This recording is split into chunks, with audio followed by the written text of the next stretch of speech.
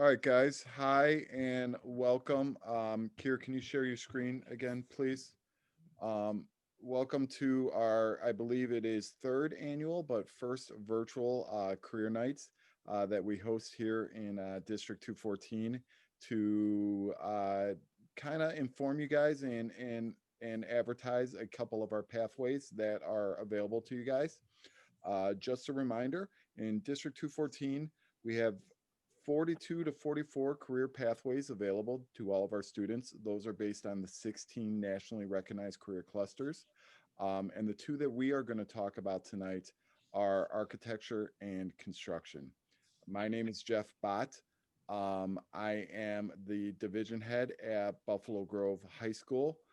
Moderating with me is Kier Rogers, who is the principal of our specialized schools, and he will be handling the panel discussions that we'll have here in a quick second. Below is listed the panelists that Kier will introduce you to you guys, and I am just going to take a couple minutes to explain the two pathways to you guys. I want to remind you guys that this session is being recorded, so you guys can log in at any given time after this and review this session for any information that you guys will need. So I'm going to just take a quick second. I'm introducing you guys to our new career pathway book, our academic and career pathway book that is going to be released here very soon. When you look at this book, it's going to explain our pathways. And the first one we're going to talk about is architecture. And what you're really worried about when you're thinking about architecture are the courses that are in red. The courses that in red are the elective courses that you would most likely take, and it's going to benefit you the most if you want to pursue a career in architecture. For these courses here, ninth grade, if you were interested in architecture, would start with our Project Lead the Way, Introduction to Engineering Design. 10th grade or sophomore year, you could take our Project Lead the Way course, Civil Engineering and Architecture. And then you could also take a geometry and construction course. During junior year, you would like to take a Project Lead the Way course called Principles of Engineering Design. And then during senior year, you would have a couple options. One of the options is the PAC program, the Practical Architecture and Construction program. And then another option that we have for you guys is the Design 214, which is our architectural class that we offer at night. The other pathway that we are going to talk about tonight is the building trades or construction pathway. And as you can see here, the freshman year course that you would take is our fabrication tech class 1 and 2. And then junior year, you could take Project Lead the Way, Introduction to Engineering Design. You can also take that geometry and construction. Senior year, you would be able to take college practical architecture and construction. And then senior year, you could take the second year of that course or Design 214. Again, that was a very quick introduction. We really want to get to the panelists and have them answer your questions. Like I said, this is getting recorded, so you guys can review it at any time. I'm going to turn it over now to Kier, again, who is the principal at our specialized schools, who is going to introduce the panelists, and then he is going to highlight some questions. If you guys have questions at any time, please put them up in the chat and we will monitor the chat and try to get to those questions as quick as we can. So Principal Rogers, if you could take it over and introduce the panels. Jeff, we'll go one by one here and have each panelist give us a little information on themselves. I'd like to start with Gina DeMaria. She's the principal at JD Maria Architecture. And Gina, why don't you tell us just a few things about yourself? So I am a licensed architect and I have my own firm. It's a small, what I call a boutique firm. So we have a number of architects. We share an office with a structural engineer, and we do all kinds of commercial and residential work. And secondly, I'd like to introduce Marta McCullough. She's the Assistant Director of Operations here at District 214. Marta, could you welcome everyone? Hi, everybody, and welcome. I am really excited because I also come from the world of architecture. I graduated from the University of Illinois in 2005 with a degree in architecture, and I've been in the world for feels like 40,000 years, since 2005. I have worked in a architectural company, and then I transitioned onto architectural and construction company and found my love in construction, and just recently found my home with the District 214 as the Assistant Director of Operations. Awesome, thank you. I think I'm actually going to go ahead and start questions for you two and split them up here. But Gina, could you describe what a typical day would look like as an architect in your particular role? So, so a typical day would involve at least one job site meeting, whether that's actually checking in on a project that's under construction, or maybe prepping for one that is about to start, or even meeting new clients for a prospective proposal. Also, it would be a lot of back in the office, sitting down with my staff and going over drawings that have to get out, whether they're design drawings that are more sketches, or they would a permit set or a construction set of drawings. So in on-site and off-site. So on site, what would some of your responsibilities be for a specific job at a site? So typically we try to schedule regular meetings, but oftentimes things come up, whether they somewhat emergency, meaning that maybe a dimension is off, or we find something in a demo process. So it's either a regular construction meeting just to kind of check progress, meet with the contractor, the owner, any of the subcontractors, plumber, electrician. So there's that, or like I said, it could be something that came up and we're running out to try to come up with a solution, get everybody's heads involved. Thank you. I work with Marta as an architect. I'm able to see what she does within our school district. We came into a situation where we needed more space in our nurse's office, and Marta came to the rescue. Marta, I'm just curious, what training is necessary to obtain a job in this field in terms of like certifications, degrees, things like that?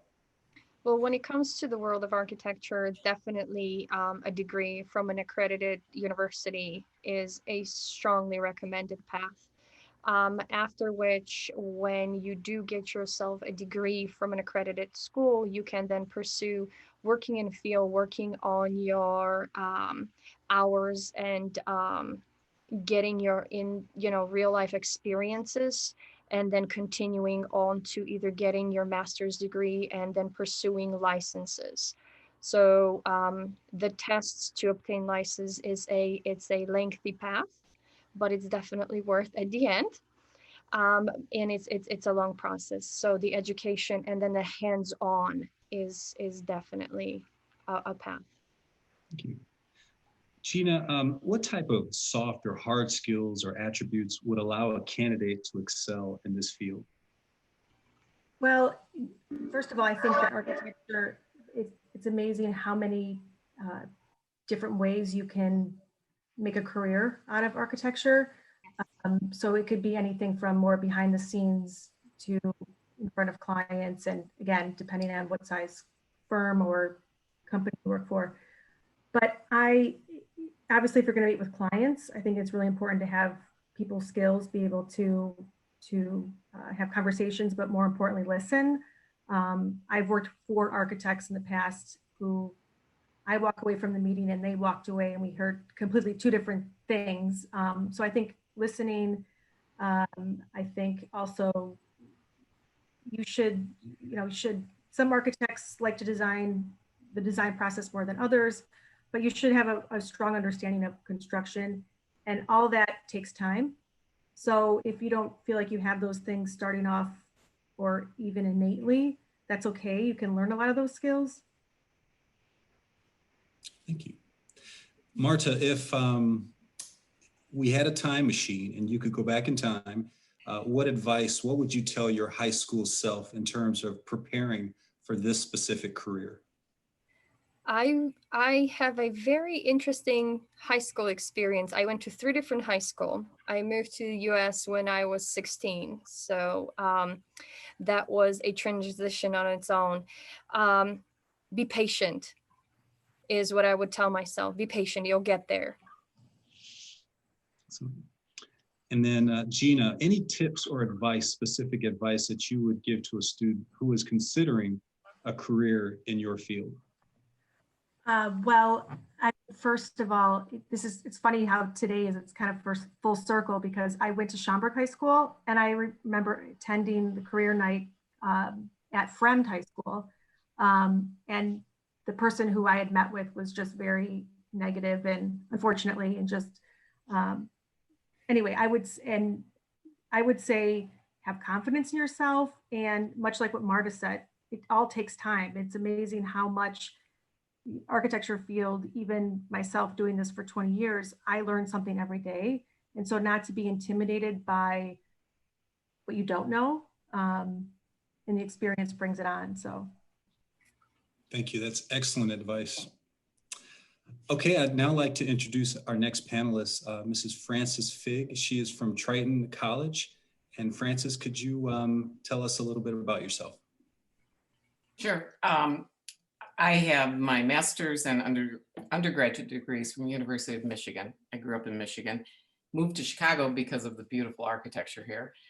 And I have been teaching at Triton for about 15 years, and this is my 5th year as coordinator of the architecture, construction technology, and we have a brand new renewable energy program. Very nice. Well, thank you for being here with us. Can you talk a little bit about the programs that are specific to this particular pathway that Triton offers our students? So we have, I'm going to leave renewable energy out of it because we have construction technology and architecture. And what we've done is all the technical courses are combined. So the construction students and the architecture students take all the same technical courses. And then starting in the 2nd semester, they verge off. They'll still have the same technical courses, but architecture students do the design route, and the construction technology students do the construction route. And we have hands-on components in your choice of carpentry, electrical, welding, plumbing, and now we have renewable energy too.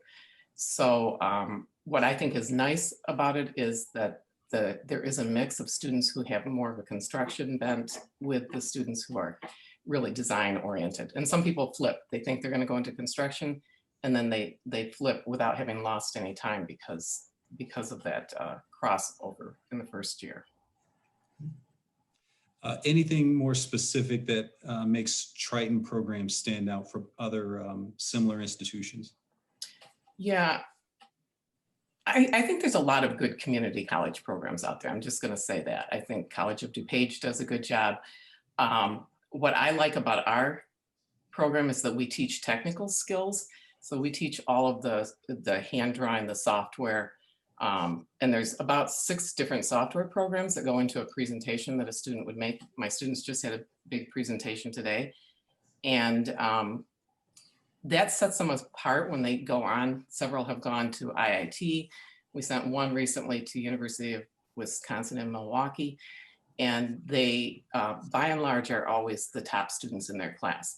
The transfer schools love community college students. They tell us that over and over again because they've already been vetted. They have better technical skills. The student who went to University of Wisconsin has entered as a junior. His 1st semester, he won the top junior prize.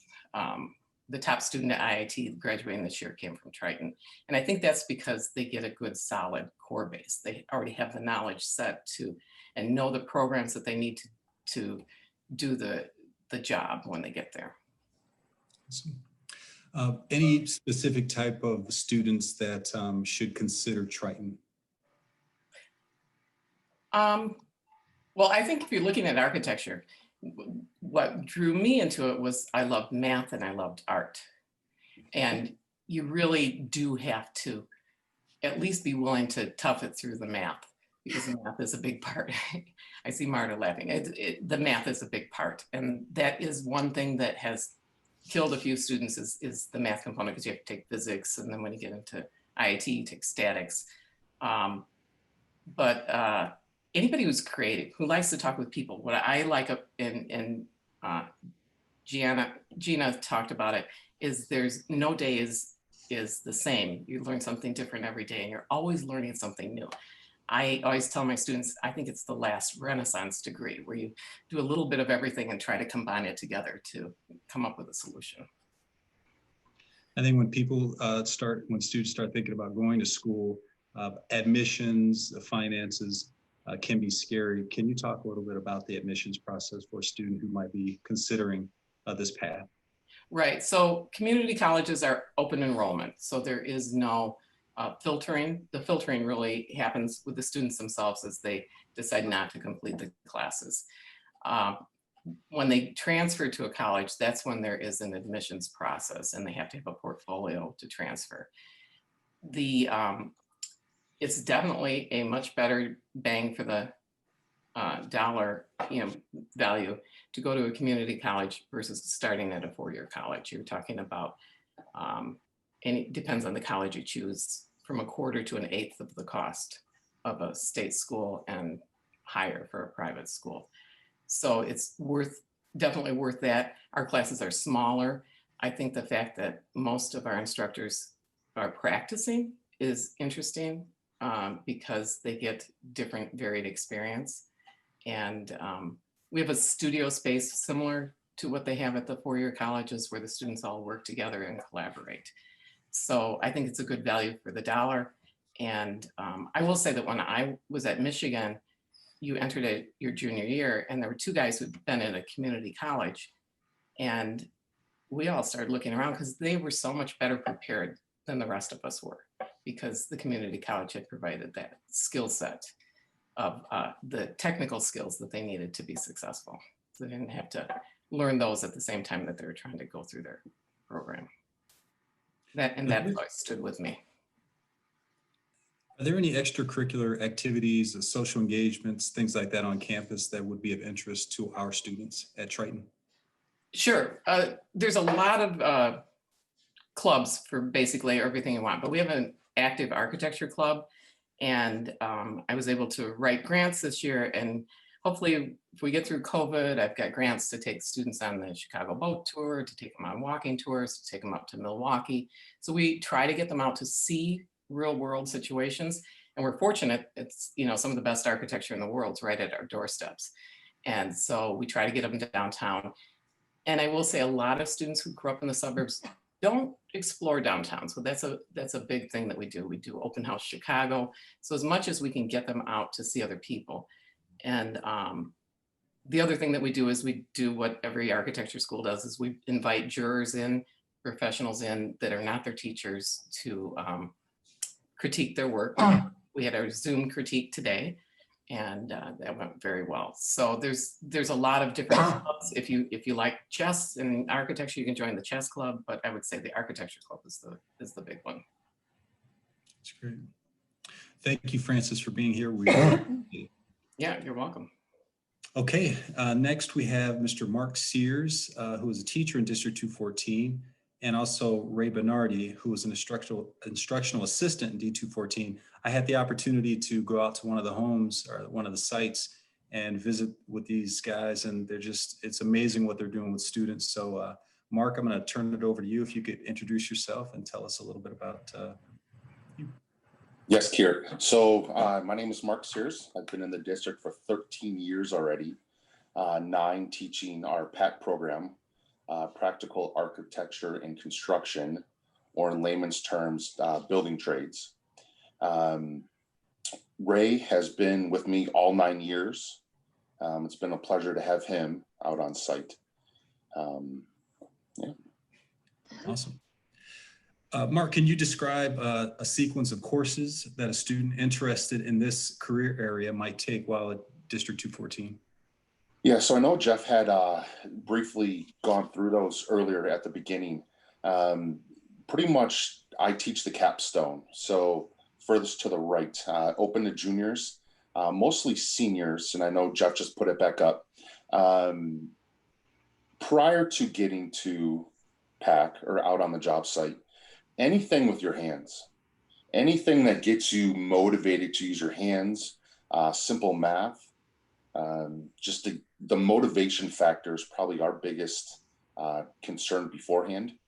Because once you get on site, those little bit of skills, whatever you can gain in the buildings, will definitely expand that outside of it.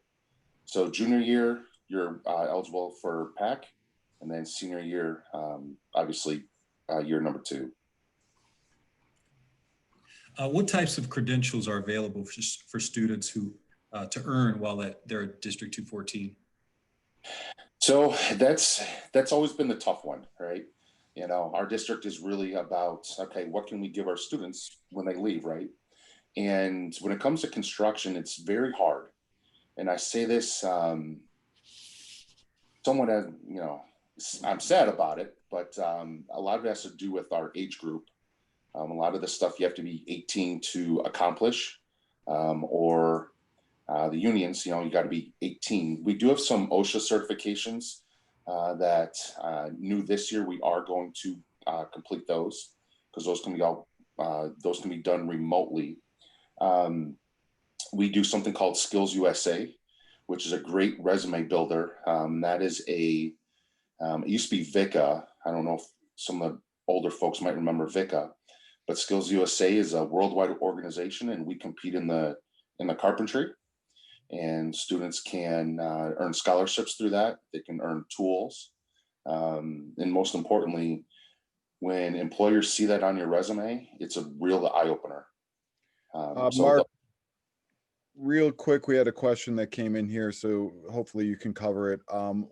Somebody wants to know, what types of careers or jobs do you cover a lot in the whole spectrum of the PAC program? What do you introduce the students to while they're on your job site? Yeah, so I know we were going to get to that. I guess we'll just jump right to it here. So students are exposed to, I'm not going to say every single aspect of the home building process, but a lot of them. So we'll touch on concrete, we'll touch on foundations, we'll go through rough carpentry, electrical, plumbing, HVAC, some of the house's sprinkler systems, low voltage, and then we'll get into all of our finishes, right? So the drywall, insulation, obviously finished carpentry is probably one of our biggest things that usually takes the longest, but installing cabinets, all of our finished trim work, and then wrapping everything up. You know, there's always that punch list that is usually 2-3 pages long. That takes a while. So students are exposed to most aspects of it, right? Would I like to hit longer or touch longer on a lot of these? Yeah, I would. But to give them exposure to everything, we do that. Good question. And Mark, if you could gauge the level of experience from, you know, working with these students, do most of them come in with lots of background in handiwork or knowing what tools are, and or is it varied? It varies. It varies from, you know, a flathead screwdriver to a Phillips. They don't know the difference there, to students who have been working with their fathers or their grandpas for many years and are very proficient on almost everything we do. I have students that have come in knowing everything about electricity, but then not much about anything else. You know, so we use the strengths and the weaknesses where we need it. Electrical wise, just a quick example. I had a student who came in he knew that's what he wanted to do. When he left us, he had taken 2 union electricians tests, passed both, and got to pick which union he wanted to go into. And we actually have his brother this year, and that was like 3 or 4 years ago. So, and his brother has no idea what he wants to do. So it just depends. It depends on the student and their motivation. Okay. Raymond, I wanted to ask you a question in terms of safety and just making sure the guys and females, whomever's out in the class, that they are safe in their actions. What is that process like? Is that easy for high school students, or can you kind of explore that a little bit? Well, that's one of the keynotes of this program, is that we are very safe on site. Matter of fact, we just started building reconstructing the shed. And first lesson was, what is a ladder and how do you use it? How do you hold it? How far out is it from a wall? So safety perspective in this program is key. Safety glasses are key. Distance away from the saw blade is a key. So participating for each student, and Mr. Sears and I, and we have a third, Todd Donahue, three eyes all on our students, extremely safe. All right. Thank you both, gentlemen, for being here. We appreciate your time. Kier, really quick too, I just wanted to bring up, you know, we are talking about two different pathways here. We're talking about the building trades and we are talking about the architectural pathway. And the way we integrate both of these pathways is, Mark, correct me if I'm wrong, for as long as you and I have been in the district, and I know you have been in the district for 13 years and I'm coming on 20, our architectural students have designed the houses that the PAC kids have built. So it's a really unique experience. We brought, I know Francis talked about the jurors. We designed our own contest and we brought jurors in so they could listen to the kids building speeches and building pitches, and they were able to select the best design. And then the kids actually got an opportunity to work with a architect to refinish their design to get it building ready for Mark and his crew. Yeah, if I could add to that, Jeff, right now, and I wanted to bring this up earlier, speaking of the construction, I've got probably about 10 of my 45, 50-ish students that are architecture oriented. They're trying to go to 4-year to get their architecture degree. But taking the practical side of it is very helpful for them. Because we all know we can design whatever we want, but can it be built, right? And then I do want to mention this. This year, we have 6 females participating in the program. And we've always had females, but this year, I'm very happy that there's a stronger showing of females in the PAC program. So one of the questions we just got in from Trisha is, what would be the ideal path for interior design? Mark just brought up a very good point. The ideal path is what we're talking about. And if you want to be a really good interior designist, you should also learn, like Mark said, how to build a structure. You should learn how a structure is constructed, and you should learn how a structure is designed. The other course that we offer that we just started 3 years ago that I know Marta was involved in last year, and unfortunately we had to take a pause on it like everything else in the world, is Design 214. And Design 214 was designed to get kids more closely working with the industry professionals like Marta, like OHI out of Elk Grove.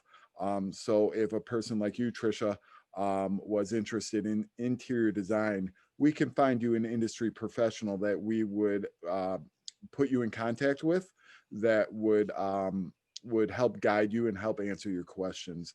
Last year in Design 214, we were working on the next packed house.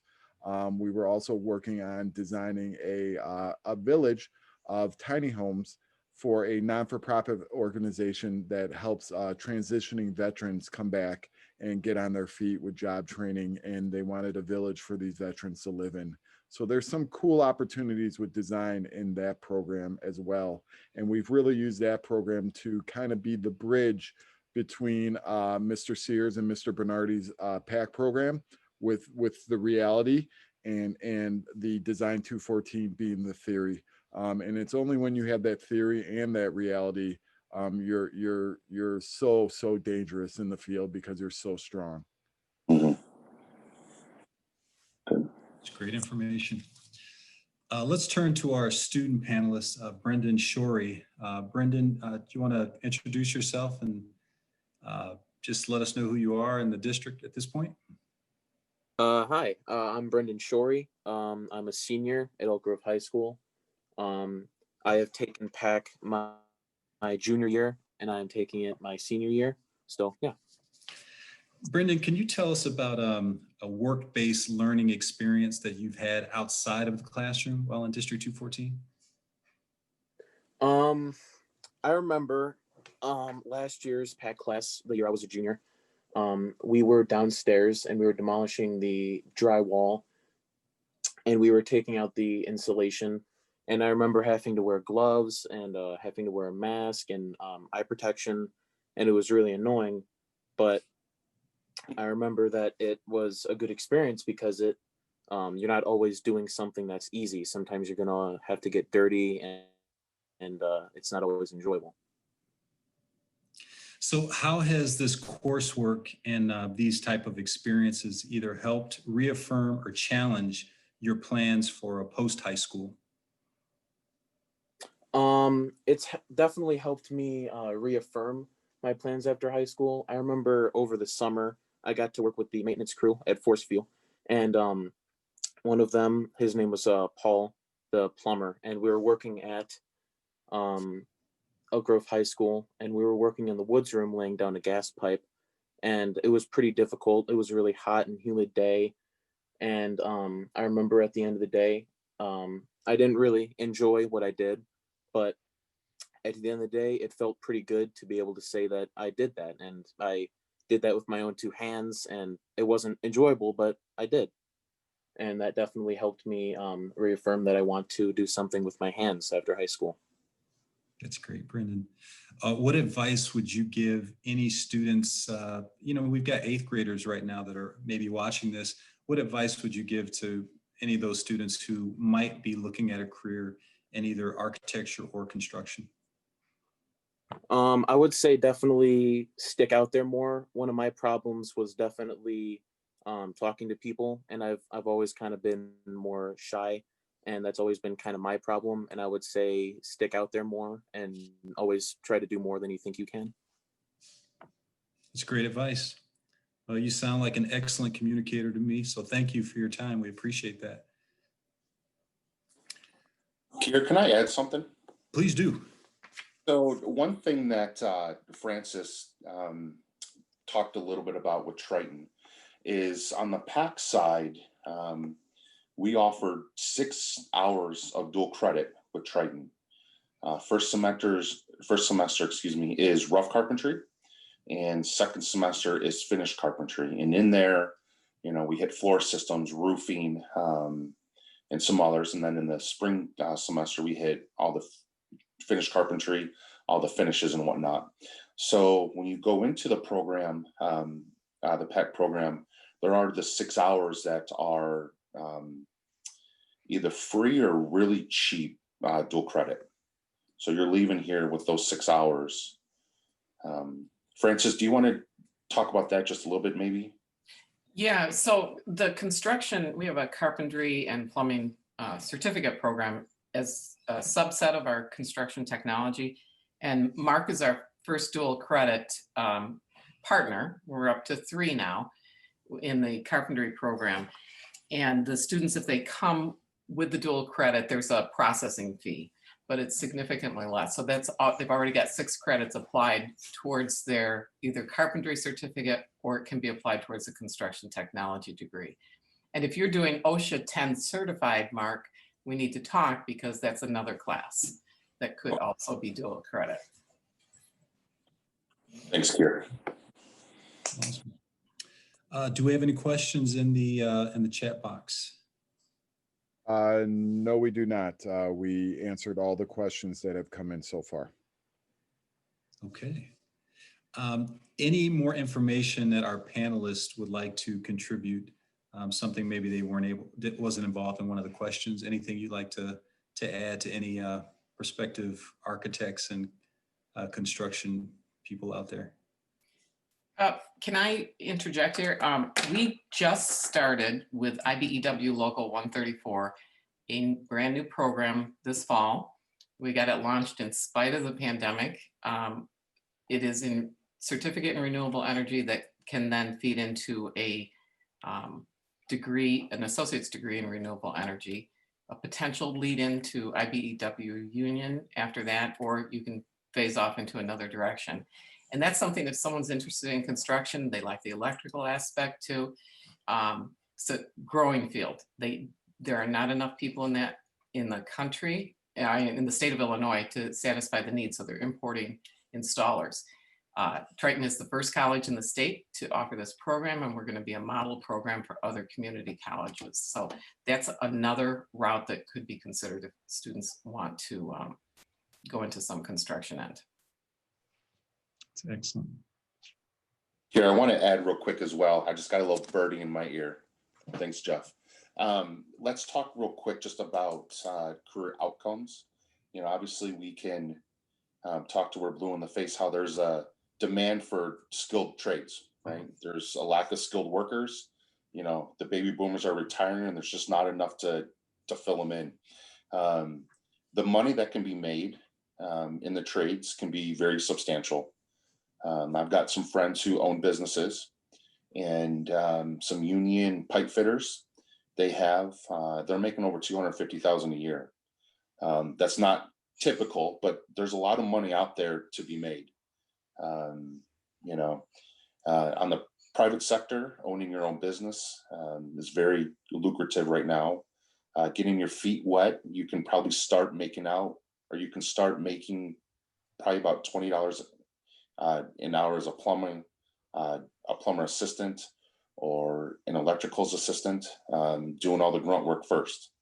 You know, you're not going to start making all the money when you first start, but there's a lot of money to be made out there. So thanks, Jeff. Martha or Jeannie, would you guys feel, I mean, we have a couple minutes left. Would you guys feel comfortable talking about the financial outlook of maybe what an architect could earn? Gina? Is she still there? Gina, you're Sorry, I was There you muted. go. Can you hear me? Yeah. Yeah. Okay. So one of the things that I had always heard until I became an architect was sort of negative thought ideas on, you know, architects don't make that much money compared to how much schooling and liability that they have. And I, you know, while it's not, you know, you can't bill like a lawyer does, there is a lot of money to be made in architecture as well. And it's just a matter of, one thing I would say is if you plan on having your own firm or being high up on a firm, I would suggest taking some business courses in college, because that's one of the things that a lot of architecture programs do not focus on, and something that I've had to learn by Braille, which is, you know, an expensive thing to learn. But there is a lot of money in many different ways in architecture. So do not be dissuaded by any thoughts of it's not worth it. So. And I would say that was an awesome suggestion about the business classes, even if you're going the route that Mark said and you want to open up your own trades company and run your own business on that side of things as well. Because I know he has friends and I have friends as well that have kind of had the, you know, oh, I wish I would have took more classes in this, in financial or accounting to make that side of my job a little easier. Yeah. During the summer, when Brendan actually worked with my crew at Central Maintenance, there were several days that Brendan hung out with me, and I will probably bet he'll say those were the boring days, because we went over the administrative part of the architectural world and construction world when it came to me telling him about the business aspect of it. And it is understandable that as a young person going into the field, you're excited and you're passionate and you want to put your hands on it. But somewhere down the line, you might have the desire to own your own business. So I would definitely second Gina's suggestion to take some basic courses on how to run a business, how to understand how money works, and where it comes from, how it needs to be processed. Another classes that when I was speaking with Brendan was public speaking for those of you who are shy on the inside, because you do have to communicate with a client, you have to communicate with another contractor, with variety of different people that come your way, and having either working for someone or having your own business, those courses do come handy. Jeff, is there anything else we need to cover?